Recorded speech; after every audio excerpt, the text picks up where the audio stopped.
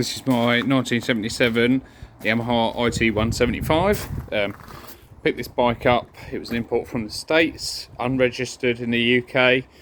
I've always wanted one of these for myself. I've had a few vintage two-strokes in the past, mainly road bikes, but wanted something light for laning. This came up and couldn't resist it. It's a fantastic condition for its age. She's, as I say, coming up 45 years old now. Got it registered with the DVLA, quite straightforward, thank God. Took about four weeks thereabouts to get a V5 through for it after I put in a V55 application. In the meantime, I just did quite a bit of fettling on this bike. When I bought it, it was a runner, but the carburetor was completely knackered. When I took it apart, it had a Mikuni VM from factory, and the original VM had a hairline crack where the pilot jet was, where someone had tried to rip it out because it had obviously seized. I tried to rebuild the old car, but there was just nothing I could do with it at all.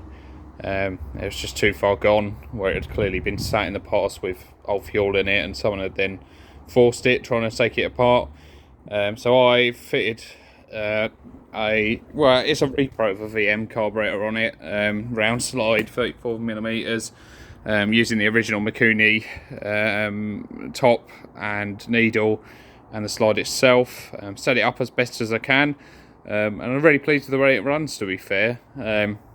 Zips along the road. I've just come back from a 50-mile trip on this bike, done some A road work, B road work, and then took her out on the lanes, off-road, different byways, sort of ranging from quite mild stuff to really technical stuff with ruts and deep water and thick mud, and this bike was unstoppable. Hence why I got the pressure washer out, because it was absolutely caked in mud when I got it back, and I was really surprised for a 45-year-old bike what this could handle. Another thing that I did when I got it was, it ran okay, as I say, when I'd replaced the carburetor and messed around for ages, but I didn't want to take the chance, so I put a new piston and rings in the bike. Still in the process of running it in. I haven't really been able to test out the bike's capability speed-wise, but it goes well enough, you know, even outside of the power band. It has quite a lot of low end for a 175cc bike. Still on a standard size piston at the moment, hasn't had a rebore. Speedo shows, when I picked the bike up, it showed about 2060 miles on the clock, and it's now at 2,151 miles, so not too far off from being run-in, but another 50-60 miles or so it needs putting on the clock, which I may well do because it's very enjoyable. Yeah, what else can I say about it, really? The lights work. Doesn't have brake lights or indicators from the factory, but it has a tail light and a headlight. They work. So simple, this bike. Drum brakes all round, no battery, just your basic lights and a speedo. Very vibey, quite noisy, but yeah, it gets a lot of positive attention when it's out. You either get people shaking their head at the noise of it, or you get people smiling and waving and coming to talk to you when you stop, because they had one years ago.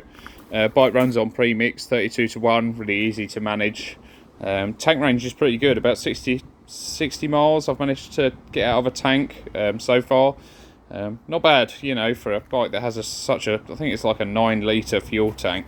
Really small, but yeah, no, fine, absolutely great. Certainly much better than the Bandit 1200 I had before it. But yeah, what else can I say? Suspension's really good on this bike. I don't know if it's been rebuilt in the past. It's got 2 new tyres on it. The wheels are like brand new, chains, sprockets, all good. The suspension, as I say, really pleasantly surprised with what it can handle. I was expecting it to be a bit soft and bouncy, but it's really stiff, and you know, absolutely no trouble on the lanes at all on this bike. Really pleased with it. Still needs obviously a bit of fettling and TLC if I was to keep it, which I may well do, to be fair. I'd put an original Mikuni VM on there. Quite expensive, about £180 for an original Mikuni VM, but we shall see. I'm quite happy with the way it's running at the moment. What else would I do to this bike? The collar between the engine and the exhaust there, which is removable, is a little loose. You can get around this by winding some copper wire inside of it just to make... I've replaced the gasket and used a bit of exhaust assembly paste and coiled a little bit of wire up in the space, but it's still a little blow from there. But again, you know, you can get new collars for about £10, so it's not the end of the world. It doesn't really make any difference. What else would I do to it? I don't know, maybe just refresh it a little bit cosmetically, but for a 45-year-old bike, I think it looks really good. When I got it as well, it's had a brand new seat cover fitted, which is immaculate and very comfortable. I also put these 4-inch rise bars on it. I had the original bars, but they were black and all the paint was starting to come off with age, which isn't a surprise. But yeah, here she is, just sort of show everyone. Really cool little bike, and as I say, I'll be getting some more use out of it while the weather is still looking good.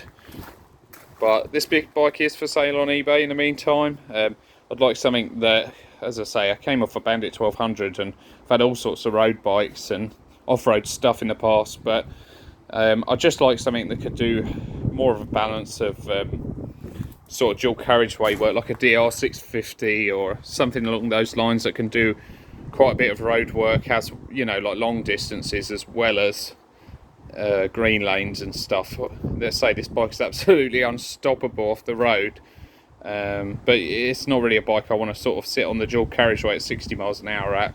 That being said, I'll still get some use and enjoy it while I've got it, and if it doesn't sell, I'll keep it. Anyway, thanks for watching, hope you enjoyed.